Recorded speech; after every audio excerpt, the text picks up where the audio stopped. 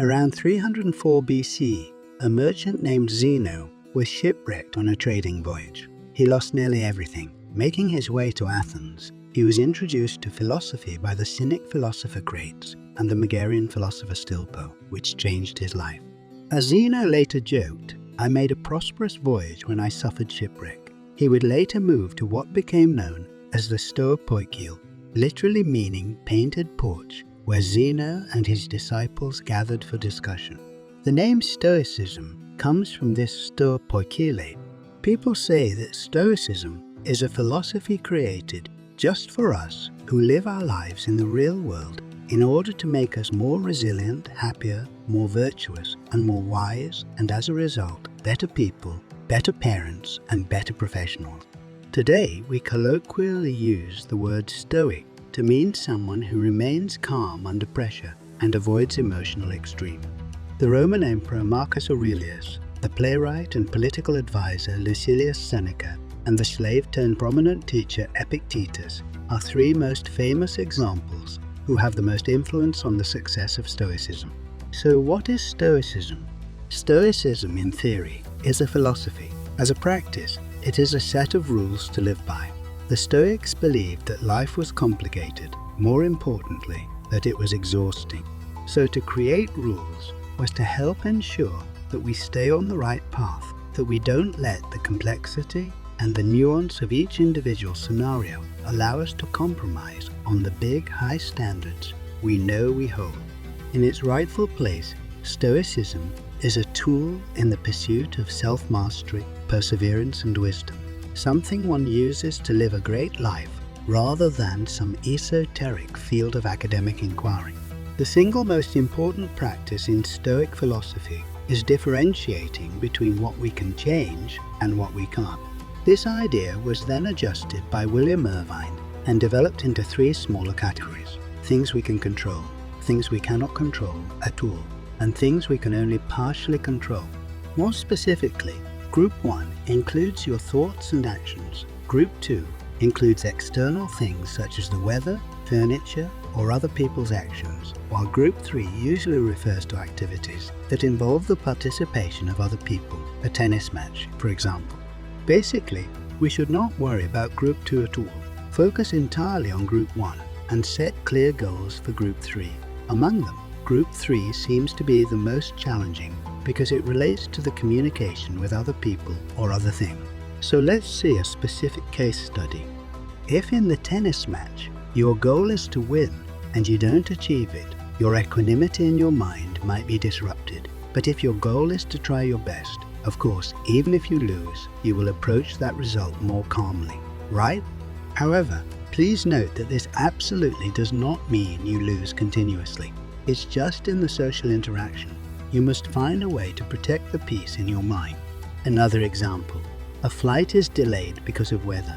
No amount of yelling at an airline representative will end a storm. No amount of wishing will make you taller or shorter or born in a different country. No matter how hard you try, you can't make someone like you. And on top of that, time spent hurling yourself at these immovable objects is time not spent on the things we can change. The four virtues of Stoicism.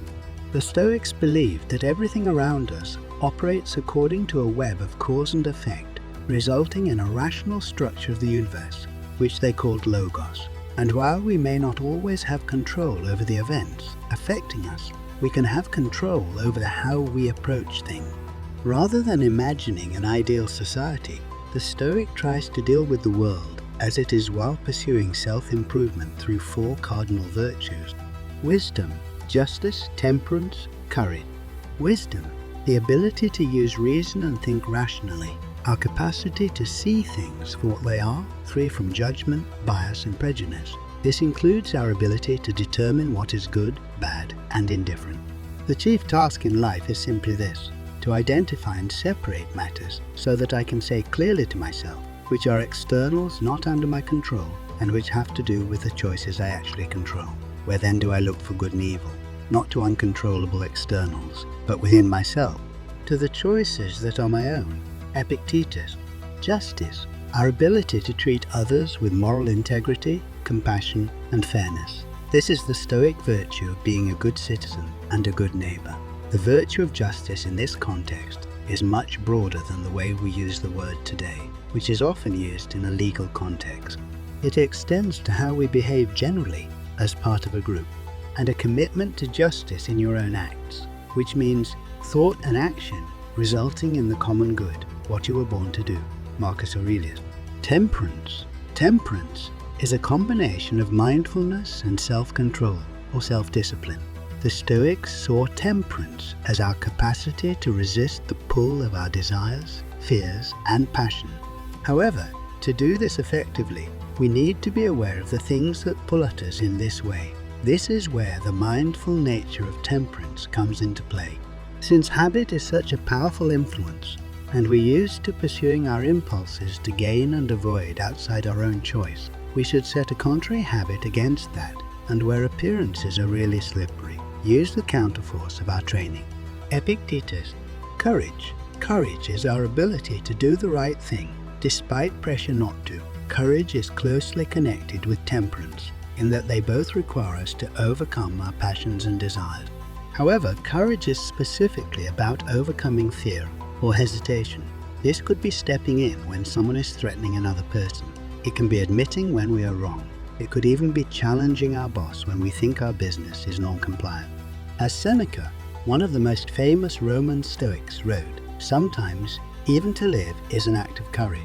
As you can see, everything we face in life is an opportunity to respond with these four virtues, and if you can adhere to them anytime, anywhere, Stoicism believes that you will achieve the goal of perfect happiness that Stoic aims for.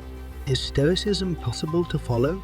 A question might be always in your mind that whether Stoicism is definitely for us, for everyone to achieve or not. The answer is yes.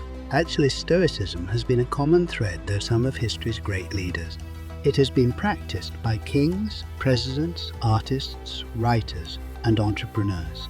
Marcus Aurelius. Frederick the Great, Montaigne, George Washington, Bill Clinton, Thomas Jefferson, Adam Smith, John Stuart Mill, Theodore Roosevelt, General James Mattis, just to name a few, were all influenced by Stoic philosophy. Writer Robert Greene, with famous books such as 48 Laws of Power, Mastery, etc. In an interview with Daily Stoic, he frankly shared, "Stoicism is just a beautiful philosophy." Steve Jobs seemed to be a stealth Stoics, the phrase mentioned in William Irvine's book and many other influences that we will discover later. How to be a Stoic? Now, if you're interested in becoming a practicing Stoic, there are 3 core skills outlined by the Stoic philosopher Epictetus that you'll have to learn to lay a solid foundation for the rest of the practice. These are the discipline of assent, learning to be mindful of our judgment; the discipline desire, learning to accept fate; the discipline action, learning to act well with regards to others and mankind as a whole. The discipline of assent is our ability to act rationally and wisely, to see things clearly as they are, rather than how we want them to be or clouded by our judgments, preconceptions, prejudices and biases. This discipline also involves an awareness of how we judge the things around us. Our judgments will define how we respond, think, act and feel emotionally. Therefore, if our judgments are negative, we are more likely to react destructively and harbor negative emotions. This self-awareness can help us catch our emotions in the act and, in doing so, avoid the snap judgments or impulsive actions that the Stoics look to avoid. This awareness is essentially the practice of mindfulness, acting as an observer of your mind in the present moment. Epictetus once said, "Men are disturbed not by things, but by the views which they take of things. Thus, death is nothing terrible, else it would have appeared so to Socrates. But the terror consists in our notion of death, that it is terrible. When therefore we are hindered or disturbed or grieved, let us never impute it to others, but to ourselves, that is, to our own views." This teaching highlights the fact that we can decide how we look at the world. When we change the way we look at things, the things we look at change. Examples of this can be seen in daily life. This traffic is a nightmare. My terrible boss has asked me to work late. Some idiot almost crashed into me. We add value judgments to things all the time without knowing it. And without knowing it, these judgments seep into how we think, feel, and behave. If you're new to all this, there's a high chance you do this a lot. In reality, to a Stoic, these things simply are. No more, no less. They just are. It's the individual that adds the judgment. Slowly, day by day, through practicing this habit of awareness, we can slowly remove these value judgments from our experiences and, as a result, improve the way we think, feel, and act toward what happens around us. If the discipline of assent is deciding how we view things, the discipline of desire is deciding what we want. In the Stoic practice, this can be seen as the practice of living in accordance with the nature of the universe. This means not wanting anything to happen that conflicts with nature's laws.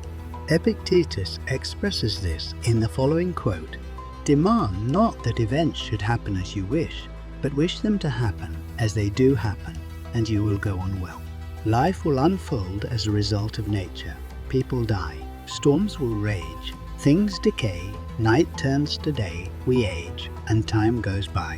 All of this is part of the natural order of the universe, and Epictetus instructs us to accept this and avoid falling into the trap of wishing life unfolded as per our own desire.